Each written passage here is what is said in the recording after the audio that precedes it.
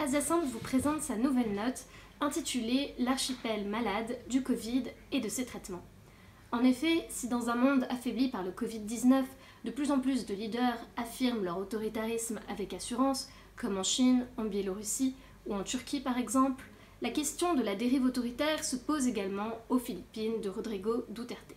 De nombreux médias utilisent en effet le terme de dérive autoritaire pour désigner la politique du président des Philippines, mais aussi sa gestion catastrophique de la crise. Cependant, dans cette note, l'accent est davantage mis sur le fait qu'on observe un durcissement d'un régime qui était déjà autoritaire à ses commencements, c'est-à-dire dès l'élection présidentielle de Rodrigo Duterte en 2016.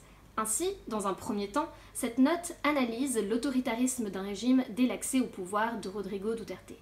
Un autoritarisme qui se manifeste à travers les connivences établies entre le président des Philippines et des chefs d'État forts. Un autoritarisme qui se manifeste à travers les violences commises dans le cadre de la guerre anti-drogue et qui permettent de comprendre les dérives actuellement observées dans le cadre de la lutte contre la pandémie.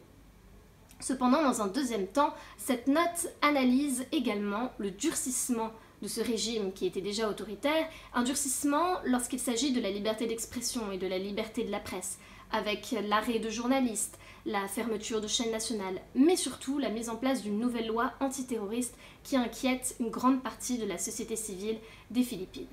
J'espère ainsi que cette note vous donnera davantage de détails sur la situation actuelle et vous permettra de mieux comprendre la colère du peuple philippin. Bonne lecture.